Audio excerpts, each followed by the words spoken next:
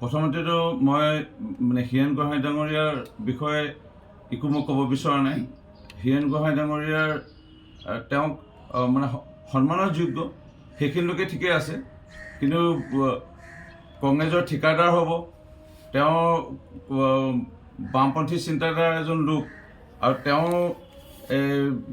কেনে মানে ঠেক মগজৰ চিন্তা কৰি পেলাই আজি সদায় পৰামৰ্শ দি আহিছিল, সেইটো ৰাইজে ইতিমধ্যে অৱগত হৈছিল। আজি এই সময়ত এটা সোণালী অধ্যায় আৰম্ভ হৈছে সমগ্ৰ অসমত। আজি ক'ব গ'লে অসমখন এক প্ৰকাৰে পিছুৱাই যোৱা কাৰণ হীৰেণ গোহাঁইৰ দৰে এনে লোকসকলে আঁৰত আছে বুলি ক'লেও ভুল নহ'ব। অসম আজি বহুত পিছুৱাই গ'ল এই লোকসকলৰ কাৰণে।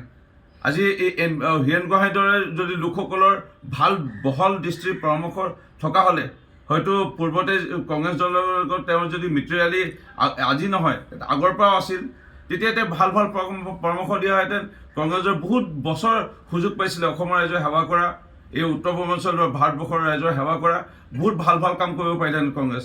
কিন্তু কংগ্ৰেছ আজি দিল্লীৰ দৰে, য'ত আমি সকলোৱে জানো ভাৰতবৰ্ষৰ একেবাৰে শ্ৰেষ্ঠতম বুদ্ধিজীৱী আছে, ৰাজনীতি একদম ওচৰৰ পৰা কেন্দ্ৰৰ ৰাজধানী, তাৰ লোকসকলে যেতিয়া নক্সাত কৰিছে কংগ্ৰেছক, আৰু কংগ্ৰেছৰ এতিয়া ঠিকাদাৰ হ'বলৈ ওলোৱা হীৰেণ গোহাঁই ডাঙৰীয়াৰ বিষয়ে মই বিশেষ ক'ব বিচৰা নাই।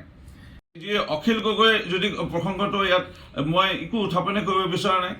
অখিল গগৈ কেনেধৰণৰ মানসিকতাৰ লোক সকলো অসমৰ ৰাইজে ইতিমধ্যে দেখা পাইছে। তেওঁ বিধানসভাৰ মজিয়াতে হওক, বিধানসভাৰ বাহিৰতে হওক, তেওঁ কি কৰিছিল, ক'ত কি কৰিছিল, তেওঁ তেওঁৰ যাত্ৰা আৰম্ভ হ'ল সকলোৱে জানে। তেওঁ যাত্ৰা আৰম্ভ কৰিছিলে ভয় ভাবুকি দেখুৱাই RTI মাৰি পেলাই, আৰু সেই RTI মাৰি পেলাই নদীবান্ধ আন্দোলনৰ সময়ত কি কৈছিল, আৰু পিছলৈ গৈ পেলাই হাজাৰ কৃষক লোকক আজিও কোনো অসমৰ ৰাইজে পাহৰা নাই। 2013-14 বৰ্ষত তৰুণ গগৈ ডাঙৰীয়া যেতিয়া মুখ্যমন্ত্ৰী আছিল, খোজকঢ়াই আনিছিলে উজনি অসমৰ পৰা দিছপুৰলৈ বুলি বোলে মাটি পটা দিয়াম বুলি।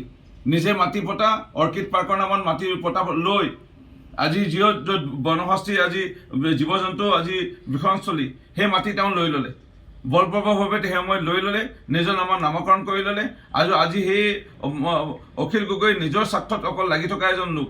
সেই অখিল গগৈৰ কথা মই একো ক'ব বিচৰা নাই। আৰু অখিল গগৈ য'তে থাকিব সদায় তাত কণ্ট্ৰল লগাব। अन्नपूर्णा काव घी देश के हर एक खाने को लजीज बनाता है।